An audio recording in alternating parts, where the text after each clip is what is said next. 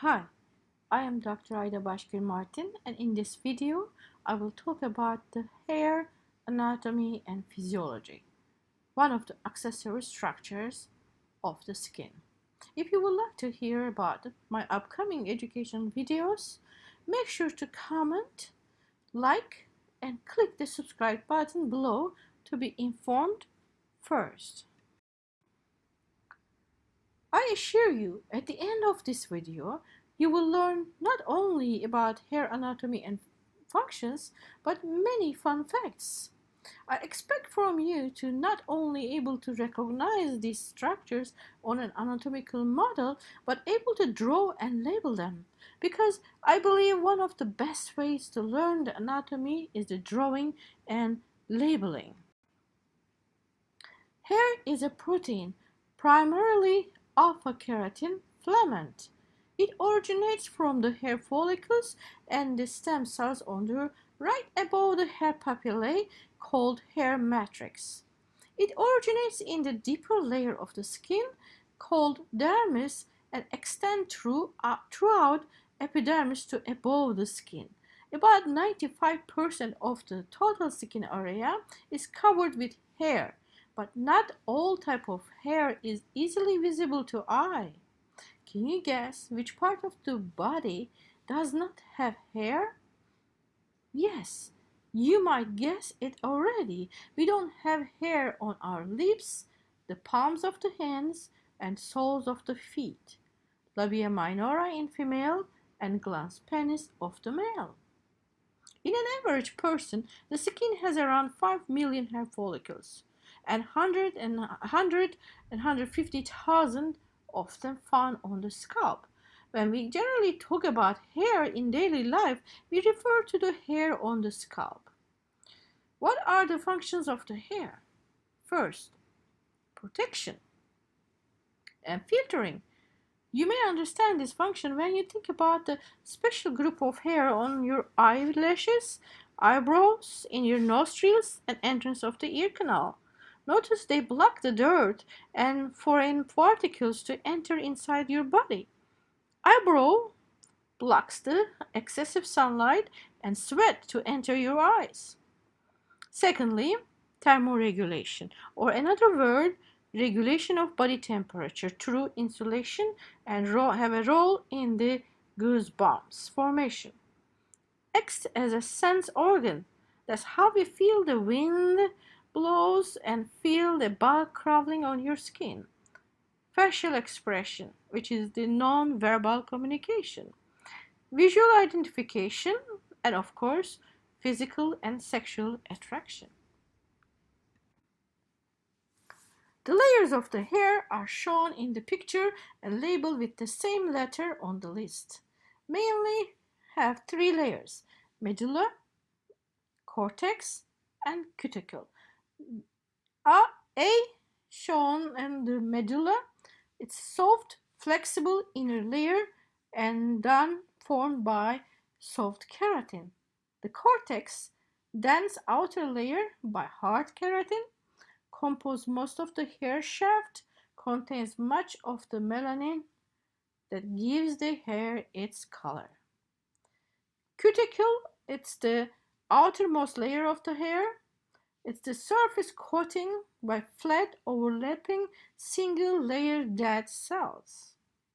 And of course, we have a protective layers, inner and outer root sheath that covers those three layers. And they are labeled as D and E.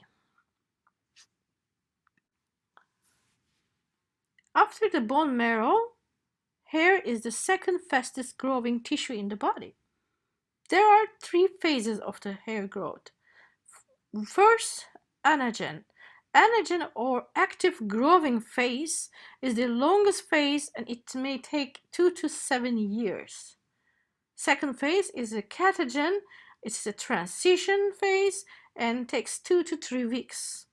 And lastly, the telogen, or resting phase, which is hair follicle stay at rest, no new growth, and it may duration may change from 2 to 4 months. Hair typically grows at the rate of 0.3 millimeter per day during the anagen phase. On average, 50 hairs are lost and replaced per day. Some of the hair on our body is easy to see, like our eyebrows and the hair on our head, arms, and legs. But other hair, like that on our cheek, is almost invisible. Hair that is darker and visible to the human is called terminal hair. Areas of the body that appear to be hairless but have shorter, finer hairs that lack the medulla layer are called vellus hair. During puberty, hormones cause vellus hair replaced by terminal hair. Then, and the male, growing male will have beard growing, right, and mustache and beard, and hair in axilla and pubic area in both gender. Again, vellus hair replaced by terminal hair. Neonates can be born with lanuga hair. They are fine hairs that get shed in utero between 36 and 40 weeks, or sometimes within the first weeks of life, and they are replaced by vellus hair. Clinical application: hair loss or alopecia. Androgenic alopecia, mediated by the presence of the androgen dihydrotestosterone, is the most common form of alopecia in men and women. The pull test is an easy technique for assessing hair loss. Approximately 60 hairs are grasped when you use your three fingers, thumb, index, and middle fingers. Then, if you hold that hairs and gently but firmly pull, it's a negative test. If you have 6 or fewer hairs obtained, indicates normal shedding.